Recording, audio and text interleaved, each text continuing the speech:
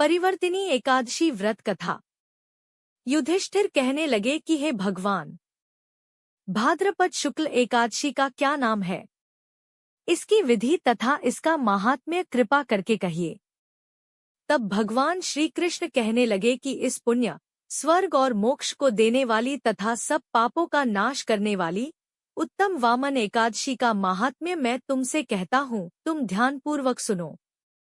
यह पद्मा परिवर्तिनी एकादशी जयंती एकादशी भी कहलाती है। इसका यज्ञ करने से वाजपेय यज्ञ का फल मिलता है। पापियों के पाप नाश करने के लिए इससे बढ़कर कोई उपाय नहीं।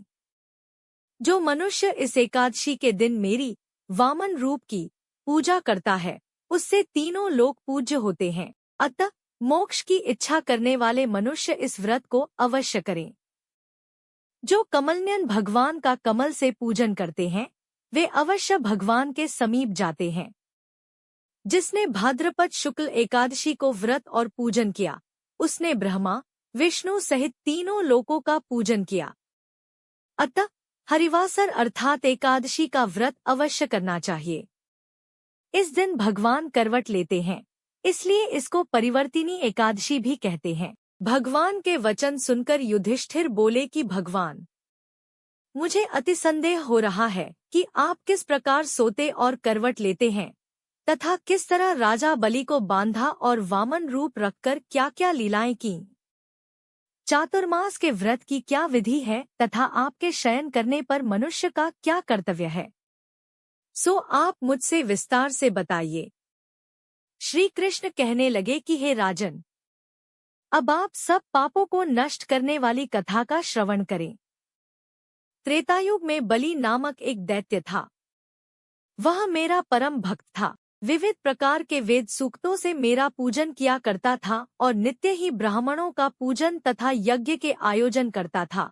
लेकिन इंद्र से द्वेष के कारण उसने इंद्रलोक तथा सभी देवताओं को जीत लिया। इस कारण सभी देवता एकत्र होकर सोच विचार कर भगवान के पास गए। बृहस्पति सहित इंद्रादिक देवता प्रभु के निकट जाकर और नतमस्तक होकर वेद मंत्रों द्वारा भगवान का पूजन और स्तुति करने लगे। अतः मैंने वामन रूप धारण करके 5वां अवतार लिया और फिर अत्यंत तेजस्वी रूप से राजा बलि को जीत लिया। इतनी वार्ता सुनकर राजा युधिष्ठिर बोले कि हे जनार्दन, आपने वामन रूप धारण करके उस महाबली दैत्य को किस प्रकार जीता?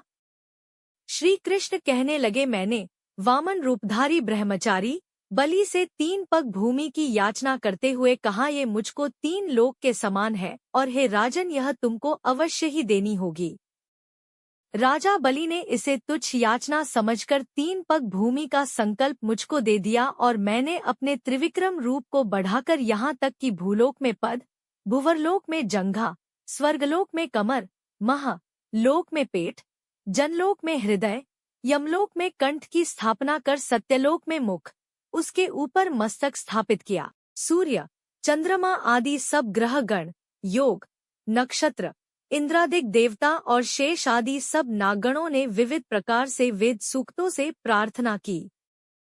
तब मैंने राजा बलि का हाथ पकड़कर कहा कि हे राजन, एक पद से पृथ्वी, दूसरे से स्वर्गलोक पूर्ण हो गए। अब तीसरा पग कहाँ रखूं? तब बलि ने अपना सिर झुका लिया और मैंने अपना पैर उसके मस्तक पर रख दिया, जिससे मेरा वह भक्त पाताल को चला गया। फिर उसकी विनती और नम्रता को देखकर मैंने कहा कि हे बलि, मैं सदैव तुम्हारे निकट ही रहूंगा। विरोचन पुत्र बलि से कहने पर भाद्रपद शुक्ल एकादशी के दिन बलि के आश्रम पर मेरी मूर्ति स्थापित हुई। इसी प्रकार दूसरी क्षीरसागर में शेषनाग के पष्ठ पर हुई। हे राजन, इस एकादशी को भगवान शयन करते हुए करवट लेते हैं, इसलिए तीनों लोकों के स्वामी भगवान विष्णु का उस दिन पूजन करना चाहिए। इस दिन तांबा, चांदी, चावल और दही का दान करना उचित है। रात्रि को जागरण अवश्य करना चाहिए। जो विधिपूर्वक इस एकादशी का व्रत करते हैं, वे सब पापों से मुक्त होकर स्वर्ग में जाकर चंद्रमा के समान प्रकाशित होते हैं और यश पाते हैं। जो पापनाशक इस कथा को पढ़ते या सुनते हैं, उनको 1000 अश्वमेध यज्ञ का फल प्राप्त होता है। धन्यवाद।